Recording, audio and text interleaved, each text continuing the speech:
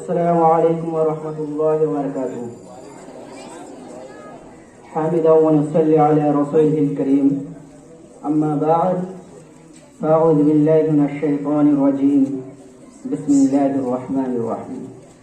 حتى لا تكون فتنة الدين كله لله. উপস্থিত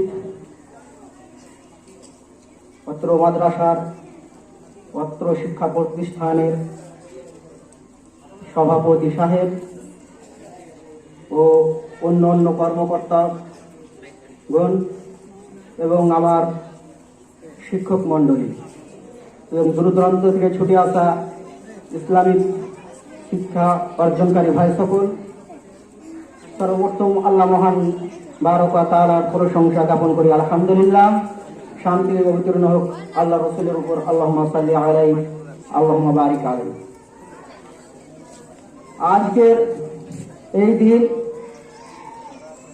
ভারতবর্ষের প্রতিটা মানুষের কাছে একদিকে যেমন খুশির দিন, ঠিক অপর দিকে একটা শোকের দিন। এই দিন আমরা কোথায় থেকে পেলাম?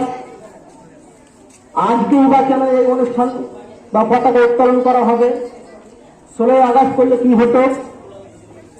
এইসব বিষয় জানতে হলে আমাদেরকে সেই ইতিহাস জানতে হবে যে 1757 সাল থেকে নিয়ে 1947 সাল পর্যন্ত 190 বছরের ইতিহাস রয়েছে। সেই ইতিহাসকে মন্থন করে, সেই ইতিহাসকে ছানবিন করে আমরা জানতে পারবো যে এই দিনটা কোথায় থেকে পেলাম। এই 1947 সাল, এই 190 বছরের যে ইতিহাস, এই ইতিহাসকে মন্থন করলে এই 15 আগস্ট এই স্বাধীনতা যে পেয়েছি আমরা, এই স্বাধীনতার দিকে লক্ষ্য রেখে যদি আমরা ইতিহাসটাকে মন্থন করি, পড়ি, তাহলে সেখানে আমরা এটাই বুঝতে পারবো যে এই স্বাধীনতার পিছনে শুধু হিন্দু ধর্মাবলম্বীদের হাত রয়েছে, মুসলমানদের কোনো অবদান নাই। আজকের এই বক্তব্য স্বাধীনতা সংগ্রামের মুসলমানদের অবদান কি, এই শিরোনামে আমি শুরু করছি। 1947 সাল 15 আগস্ট, সেই দিনটা ছিল 27 রমজান, শুক্রবারের দিন। মাসে ছিল ফজিলতের, দিনে ছিল ফজিলতের।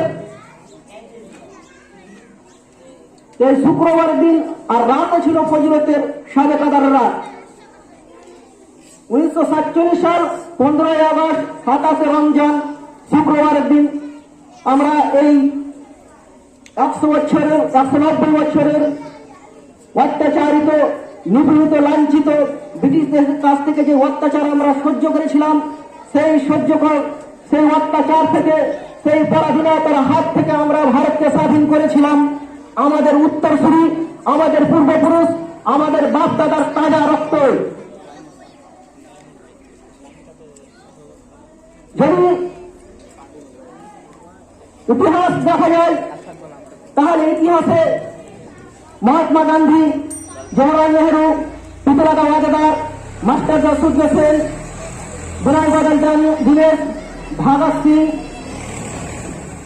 এদের মতো লোকগুলোর নাম পাওয়া যাবে। আমি বলতে চাইছি ক্ষুদিরাম বসুর নাম অবশ্যই ইতিহাসে থাকুক, তার পাশাপাশি যেন আশফাকুল্লাহর নামটাও লেখা হয়। আমি জানছি যে ক্ষুদিরাম বসু মাত্র 18 বছর বয়সে এই মহা বলিদান দিয়ে ইংরেজের হাত থেকে পরাধীনতার, এই ভারতবর্ষকে পরাধীনতা থেকে স্বাধীনতা এনে দিয়েছে, যাই আজকে যে স্বাধীন ভারতে আমরা বসবাস করছি। কিন্তু আশফাকুল্লাহ 27 বছর বয়সে, ভরপুর জোয়ান বয়সে তিনিও শহীদ হয়ে গেছেন। তার ইতিহাস কোথায় গেল? তার জবাব কে দিবে?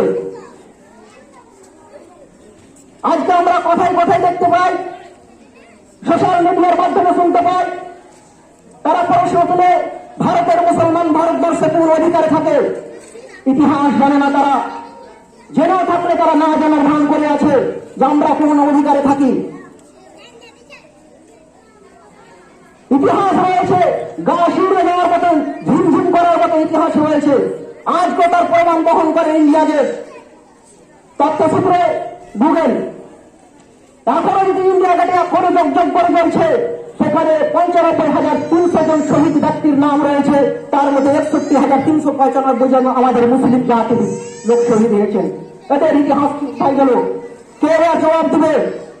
যারা এই মাদ্রাসাগুলোকে সন্ত্রাসের আখড়ায় দিয়ে আখ্যায়িত করেছে, যারা এই মসজিদগুলোকে আমরা সোশ্যাল মিডিয়ার মাধ্যমে দেখতে পাই, জিসিবির মাধ্যমে, 200 এর মাধ্যমে, ল্যাটাচির মাধ্যমে, বনবাজারের মাধ্যমে যে এই মসজিদগুলোকে ধ্বংস করা হচ্ছে, এই মাদ্রাসাগুলোকে সন্ত্রাসে আখ্যায়িত করা হচ্ছে, তাদেরকে বলতে চাই, লখনৌর মাটিতে আজকেও সেই মাদ্রাসা রয়েছে। দারুল উলুম দেওবন্দ এশিয়ার সবথেকে হানাফিদের বড় মার্কাজ। এই মার্কাজের উদ্যোক্তা ছিলেন কাসেম নানতি। সেই কাসেম নানতির শুধু মাদ্রাসা তৈরি করা এই উদ্দেশ্য ছিল না যেখান থেকে ইসলামকে প্রশস্ত করবো, এখান থেকে ইসলামের বিস্তার লাভ হবে, এখান থেকে ইসলামকে চতুর্দিকে ফেরিয়ে দিব, এটা তার উদ্দেশ্য ছিল না। উদ্দেশ্য ছিল এই মাদ্রাসার ছাত্ররা শিক্ষা শিখে এই দেশের বিরুদ্ধে ব্রিটিশদের এই শাসনের বিরুদ্ধে মোকাবিলা করবে। সেই মাদ্রাসার দুজন ছাত্র ওবায়দুল্লাহ সিন্দার, মাহমুদ হাসান, সেই রেশমি রুমালী আন্দোলনের মূল উদ্যোক্তা ছিলেন। তারাই সেই এই রেশমি রুমালী আন্দোলন রূপরেখা তৈরি করেছিলেন। তারা শহীদ হয়ে গেলেন, তাদের নাম কোথায়? তারা কোথায় গেলেন? নেতাজি সুভাষচন্দ্র বসু জনগণের উদ্দেশ্যে ভাষণ দিতে গিয়ে, বক্তব্য রাখতে গিয়ে বলেন যে প্রত্যেকটা মানুষের উচিত, ভারতবর্ষের জনগণের লোকের উচিত যে ভারতবর্ষকে রক্ষা করার জন্য, এই ব্রিটিশদের হাত থেকে স্বাধীনতা লাভ করার জন্য প্রত্যেকটা মানুষকে জান ও মাল দিয়ে সাহায্য করতে হবে। সেই সময় গুজরাটের বিজনেসম্যান আব্দুল ইউসুফ মারফানি, তিনি তার বিজনেসের টাকা থেকে 1 কোটি টাকা নেতাজি সুভাষচন্দ্র বসুকে দিয়েছিলেন। সেই সময়তে এত বড় মূল্য ছিল, এত বড় দান সেই সময়তে কোন ভারত সরকার পাননি। তার ইতিহাস কোথায় গেল? সেই টাকা দিয়ে নেতাজি সুভাষচন্দ্র বসু আইএনএর 50,000 জনসংখ্যার একটি ফৌজ তৈরি করলেন, যেটিকে বলা Indian national army, INA, Azad Hind force. তার ইতিহাস কোথায় গেল? এর জবাব কে দিবে? আমরা ক্ষুদিরাম বসুকে প্রত্যেকে জানি, প্রত্যেকটা ইতিহাসের পাতায় আমরা ক্ষুদিরাম বসুর নাম দেখতে পাই। কিন্তু সেই ক্ষুদিরাম বসু কিংস ফরওয়ার্ডকে মারতে ব্যস্ত হয়েছিলেন, কিন্তু প্রকাশ্য দিবালোকে আব্দুল্লাহ নামে একজন মুসলমান ব্যক্তি সেই কিং ফরওয়ার্ডকে 1971 সালে হত্যা করেন। আর ইতিহাস কোথায় গেল? লেখক হয়তো লিখতে ভুলে গেছেন। এটি ইতিহাসে নাম লেখার যোগ্য না, এর ইতিহাসে নাম লিখলে মানহানি হতো কিছু ইতিহাসে। এর জবাব কে দিবে? আজকে যে মহাত্মা গান্ধীকে আমরা জানছি, সেটাও একজন মুসলমানের দেওয়া।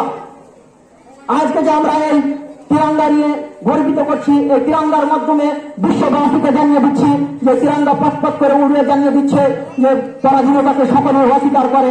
এই তিরঙ্গার ডিজাইন যে করেছেন তিনি একজন মুসলমান, হায়দ্রাবাদের মহিলা সুরেখা তৈয়বা। তার ইতিহাস কোথায় গেল? তিতুমির বাঁশের কেল্লার সেই ক্ষেপণাস্ত্র দিয়ে বাঁশের কেল্লাকে উড়িয়ে দেওয়া হলো, তাতে হাজার হাজার মুসলমান শহীদ হয়ে গেলেন। তিতুমির বাঁশের কেল্লা একটা উল্লেখযোগ্য ঘটনা ইতিহাস মুছতে পারেনি, কিন্তু নাম ইংরেজরা এখানে কৌশল করে নানা রকম চাল করে নাম বদল করে দিয়েছে। তৃতীয় না, তার নাম মাওলানা নিসার আলী খান। এই নাম কোথায় গেল ইতিহাস থেকে? এর জবাব কে দিবে? তার সেনাপতি গোলাম মাসুমে সেই বাঁশের কেল্লার সামনে তাকে ফাঁসি দেওয়া হলো, হত্যা করা হলো, তার ইতিহাস কই? এর জবাব কে দিবে? 1857 সালে এখনো আমাদের সেই কথা ইতিহাসে দেখলে শরীর ঝিমঝিম করে। 1857 সালে 50,000 ওলামাকে হত্যা করা হয়েছিল। ইতিহাসে পাওয়া যায় কলকাতা থেকে দিল্লিগামী জাতীয় সড়কের পাশে যে বৃক্ষগুলি রয়েছে, গাছগুলো রয়েছে, কোন একটা গাছ বাকি ছিল না যে একজন ওখানে আলেম ওলামার ফাঁসি দেওয়া হয়নি।